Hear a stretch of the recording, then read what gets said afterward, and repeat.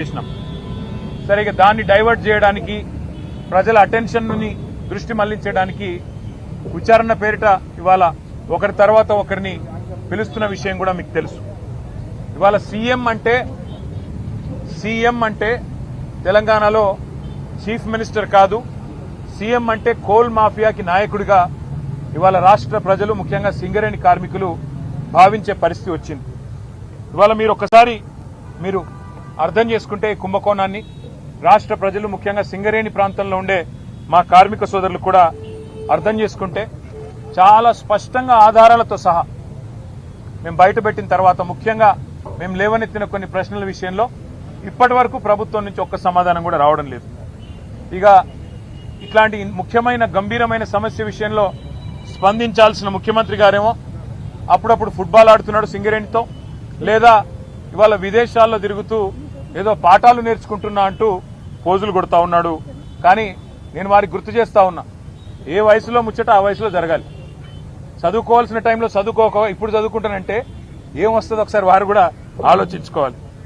మీరు 10 కోట్ల రూపాయల సింగరేణి నిధులు, సింగరేణి సంస్థకు సంబంధించిన నిధులు దుర్వినియోగం చేసి మీరు ఫుట్బాల్ ఆటకి ఈ రాష్ట్ర ప్రజలతో మీరు ఎలాగో ఫుట్బాల్ ఆడుతున్నారు, కానీ సింగరేణి సంస్థతో కూడా ఫుట్బాల్ ఆడుతూ 10 కోట్ల రూపాయలు దుర్వినియోగం చేసి ఈరోజు ఆ సంస్థకి తీరని అన్యాయం చేసింది ఇవాళ రేవంత్ రెడ్డి గారు.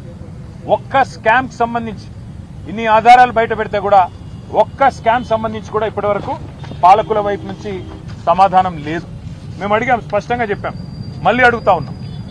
ఓబీ టెండర్ల విషయంలో, ఓవర్ బర్డెన్ టెండర్ల విషయంలో గతంలో ఎన్నడూ లేని సైట్ విజిట్ సర్టిఫికేషన్, అంటే మీరు సైట్ మీదకి రావాలి, అక్కడికి వచ్చినట్టు సర్టిఫికేట్ తీసుకోవాలి అనే నిబంధన పారదర్శకతకు పాతర వేసి ఎందుకు పెట్టినారు, గతంలో ఎన్నడూ లేని విధంగా ఇది ఎందుకు పెట్టారంటే ఇంతవరకు సమాధానం లేదు.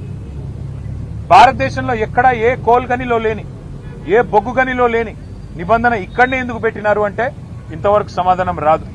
అట్లాగే నిజంగానే 2018 నుంచి 2024 వరకు ఈ నిబంధన గనక కేంద్ర ప్రభుత్వం ఒకవేళ సిఫారసు చేసి ఉంటే ఆ రోజున్న బీఆర్ఎస్ ప్రభుత్వం అమలు చేయలేదు. అన్ని టెండర్లను కూడా ట్రాన్స్పరెంట్ గా మేము పిలిచినాం.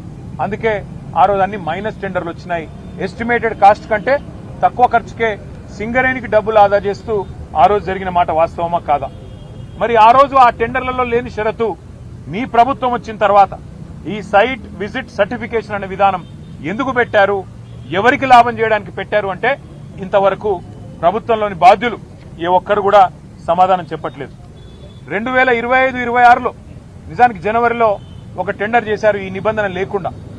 జనవరిలో టెండర్ చేస్తారు, మళ్ళీ ఆ టెండర్ వెంటనే రద్దు చేశారు. టెండర్లో ఈ నిబంధన లేకుండా ఆ రోజు మీరు టెండర్ పిలిస్తే -7%, అంటే ఎస్టిమేట్ చేసిన దానికంటే 100 రూపాయలకి ఎస్టిమేట్ చేస్తే 93 రూపాయలకే పనిచేస్తామని కాంట్రాక్ట్ సంస్థలు ముందుకొచ్చినాయి. కానీ దాన్ని మీరు రద్దు చేశారు, ఈ నిబంధన పెట్టారు. దానివల్ల ఏమైంది, తిరిగి మళ్ళీ టెండర్ అదే ప్లేస్ లో పిలిస్తే +12, అంటే 100 రూపాయలకు అయ్యే పని 112 రూపాయలకు కావాలని చెప్పి మరి సంస్థలు వచ్చిన మాట వాస్తవమా కాదా మరి మీరు చెప్పాలని చెప్పి ప్రభుత్వాన్ని మేము డిమాండ్ చేస్తా ఉన్నాం.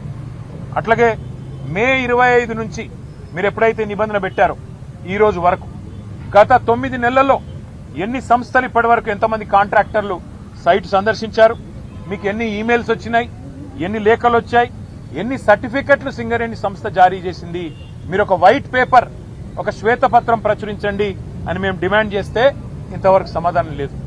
కొంతమందికే సెలెక్టివ్ గా ఎందుకు ఇచ్చారు మీరు, కొంతమందికే సెలెక్టివ్ గా మీరు ఎందుకు మరి కొంతమంది కాంట్రాక్ట్ సంస్థలను ఎందుకు మీరు ఎత్తుకుంటున్నారు, మిగతా వాళ్ళని ఎందుకు పక్కన పెడుతున్నారు? ఇందులో రింగ్ మాస్టర్ సృజన్ రెడ్డి అనే వ్యక్తి ముఖ్యమంత్రి బావమరిది అవునా కాదా అని మేము అడిగితే ఇంతవరకు సమాధానం రాదు, ఇంతవరకు ఆయన విషయంలో స్పష్టత రాదు. అట్లాగే మేము అడిగాం, శ్వేతపత్రం ప్రచురించండి, ఒక నైనీ టెండర్లే కాదు, నైనీ బొగ్గుగని టెండర్లే కాదు, మరి నైనీలో కూడా గతంలో 2021లో 2022లో 2 సార్లు మా ప్రభుత్వం ఉన్నప్పుడు కూడా టెండర్లు పిలిచాం. కానీ ఆ రోజు ఈ సైట్ విజిట్ సర్టిఫికెట్ అనే నిబంధన లేదు. మరి ఈ రోజు టీఆర్ఎస్ ప్రభుత్వంలో అవసరం లేనిది కాంగ్రెస్ ప్రభుత్వంలో ఈ నిబంధన ఎందుకు అవసరం వచ్చింది అని మేము అడిగితే ఇంతవరకు సమాధానం లేదు. అట్లాగే సోలార్ పవర్ స్కామ్ గురించి కూడా మేము బయటపెట్టాం. భారతదేశంలో ఎక్కడైనా మెగావాట్ కు 2.5 నుంచి 3 కోట్లలో ఇవాళ సోలార్ లో నిర్మాణం జరుగుతూ ఉన్నది. కానీ తెలంగాణలో మాత్రం సింగరేణి పిలిచిన సోలార్ టెండర్లలో మాత్రం 7 కోట్లట. 2.5-3 కోట్లలో అయ్యో పని దేశంలో మొత్తంలో ఒక్క తెలంగాణలో మాత్రమే 7 కోట్లు ఎందుకు అవుతున్నది? ఇది స్కామ్ కాదా సోలార్ పవర్ లో అని మేము నిలదీస్తే ఇంతవరకు సమాధానం లేదు. అట్లాగే ఎక్స్ప్లోజివ్స్ ఏవైతే గనుల్లో వాడతారో జిలెటిన్ స్టిక్స్ 30% అదనంగా రేటు పెంచారు, ఎందుకు పెంచారు అని మేము అడిగితే సమాధానం లేదు. చివరికి సింగరేణిలో ఒక director GV Reddy, director VK Srinivas ఈ ఇద్దరు కూడా ఇది 30% అదనం ఎందుకు పెడుతున్నారు, ఖర్చు ఇంత పెట్టాల్సిన అవసరం లేదు, జిలెటిన్ స్టిక్స్ మీద ఎక్స్ప్లోజివ్స్ మీద 30% ఎందుకు పెంచారు రేటు అని చెప్పి వాళ్ళు డైరెక్టర్లు నిలదీస్తే బోర్డులో వాళ్ళ మీద యాక్షన్ తీసుకున్నారు తప్ప కాంట్రాక్టర్లకు లాభం చేసే పనిలో మాత్రం కాంగ్రెస్ పార్టీ వెనుకకు తగ్గలేదు. ఇది వాస్తవమా కాదా అని మేము నిలదీస్తే ఆన్సర్ లేదు. అన్ని విషయాలు ఇవాళ గవర్నర్ గారి దృష్టికి సవివరంగా మరి పెద్ద ఎత్తున మేము తెచ్చాము. బెదిరించి రింగు చేసి కాంట్రాక్టర్లను ఒక రింగు చేసి ఇవాళ ప్రజాధనాన్ని, ఇది ప్రజాధనం ఎందుకు అంటే సింగరేణి కాలరీస్ అనే సంస్థ 51% ఓనర్షిప్ తెలంగాణ ప్రభుత్వానిది, 49% ఓనర్షిప్ కేంద్ర ప్రభుత్వానిది. మరి ప్రభుత్వాలది ఉన్నప్పుడు ప్రజలదే ఈ సొమ్ము మొత్తం, సింగరేణి కార్మికులదే ఈ సొమ్ము మొత్తం. అందుకే సింగరేణి కోల్ బెల్ట్ లో ఉండే మా కార్మిక సోదరులు ఆలోచన చేయాలి. వేల కోట్ల రూపాయలు ఏ రకంగా ఇవాళ ఈ ప్రభుత్వం కొల్లగొడుతున్నదో దీని మీద మరి మేము ఎన్నిసార్లు అడిగినా ఇప్పటికీ కూడా సమాధానం రావడం లేదు. వాస్తవం ఏంటి అంటే అన్నదమ్ములు దోచుకునే సరిపోవట్లేదంట రేవంత్ రెడ్డి గారికి. హిల్ట్ కుంభకోణం పేరు మీద హైదరాబాద్ లోని పారిశ్రామిక వాడల్లో భూములను కొల్లగొట్టడానికి 5 లక్షల కోట్ల విలువ చేసే 9,200 కోట్లు, 9,200 ఎకరాల భూమిని కొల్లగొట్టేదానికి ప్రయత్నం చేస్తే మా పార్టీ బయటికి తీసుకొచ్చింది. అన్నదమ్ముల దోపిడిని అడ్డుకున్నది. కానీ రేవంత్ రెడ్డి గారు అన్నదమ్ముల దోపిడి సరిపోవట్లేదంట. ఇప్పుడు బావమరిది గారి కళ్ళల్లో ఆనందం కోసం, బావమరిది కళ్ళల్లో ఆనందం కోసం సింగరేణిని ఆయనకు గుత్తకు రాసిచ్చిండు. తెలంగాణ కొంగు బంగారంగా భావించే సింగరేణిని కాంగ్రెస్ ముఖ్యమంత్రి రేవంత్ రెడ్డి పట్టపగలే కబిలిస్తా ఉన్నాడు.